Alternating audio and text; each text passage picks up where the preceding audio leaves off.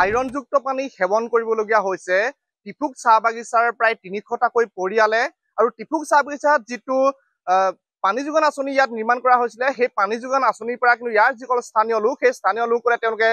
কোনো ধৰণৰ সুবিধা লাভ কৰা নাই বুলি জানিবলৈ দিছে আৰু যি অস্বাস্থ্যকৰ পানী সেই অস্বাস্থ্যকৰ পানী তেওঁলোকে সেৱন কৰিবলগীয়া এটা অৱস্থাৰ সৃষ্টি হৈছে বুলি জনাইছে আৰু মই দেখুৱাইছো পোনে পোনে সেই পৰিৱেশ যিটো টিফুক চাহ বাগিচাত থকা যিটো পানী যোগান আঁচনি এটা পুৰণিকলীয়া পানী যোগান আঁচনি আৰু এই পানী যোগান আঁচনিটোৱে তেওঁলোক ইয়াত প্ৰায় ৩০০টাকৈ পৰিয়ালক ইয়াত পানী যোগান ধৰি আহিছে কিন্তু ইতিমধ্যে ইয়াৰ স্থানীয় যিসকল লোক সেই স্থানীয় লোকসকলে অভিযোগ কৰিছে যে ইয়াত যিবোৰ পানী তেওঁলোকক দিয়া হয় সেই পানীবিলাক হৈছে সম্পূৰ্ণ অপৰিষ্কাৰ আৰু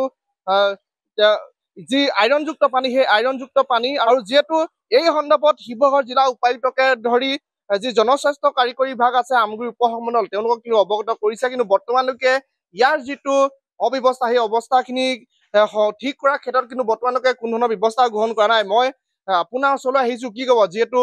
টিফুক বাগিচাত প্ৰায় ৩০০টাকৈ পৰিয়ালে আপোনালোকে ইতিমধ্যে অভিযোগ কৰিছে আইৰণযুক্ত পানী সেৱন কৰিবলগীয়া হৈছে কিয় এইটো অৱস্থা এটা হ'বলগীয়া হৈছে আচলতে আমি যি দেখিছো আপোনাৰ আমগুৰি জনস্বাস্থ্য কাৰিকৰী বিভাগ আৰু শিৱসাগৰ যি জনস্বাস্থ্য কাৰিকৰী বিভাগৰ আচলতে যিগৰাকী কাৰ্যবাহী অভিযন্তা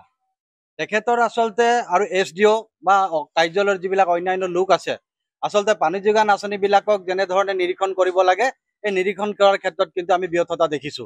যাৰ কাৰণে পানী যোগান আঁচনিবিলাকৰ যিবিলাক ৰিজাৰ্ভাৰ আছে এই ৰিজাৰ্ভাৰবিলাকত যেনেধৰণে আচলতে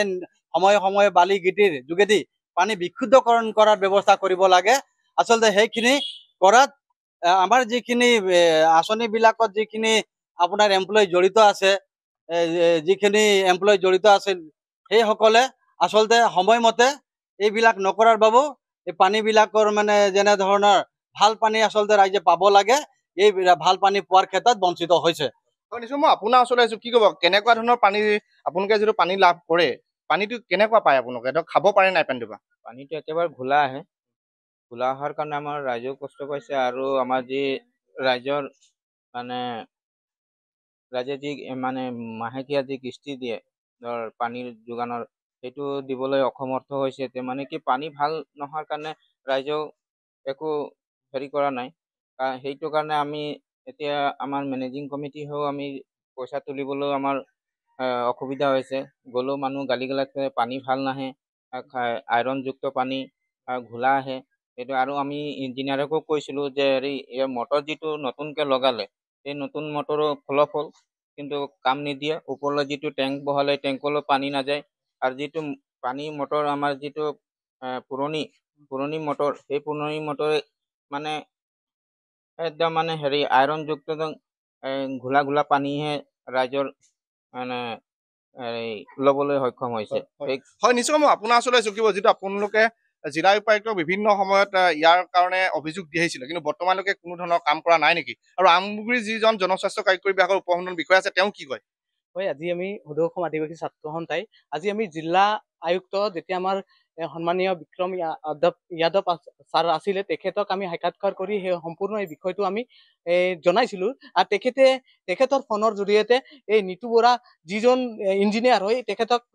ফোনৰ যোগেদিয়ে জনাইছিলে যি সমস্যা আছে অনতি পলমে সমাধান কৰাৰ ক্ষেত্ৰত গুৰুত্ব প্ৰদান কৰক কিন্তু তেখেতক আজি ৩টা বছৰ অতিক্ৰম কৰিবলগীয়া হৈছে আৰু এই ৩টা বছৰ ধৰি আজি ৰাইজে এই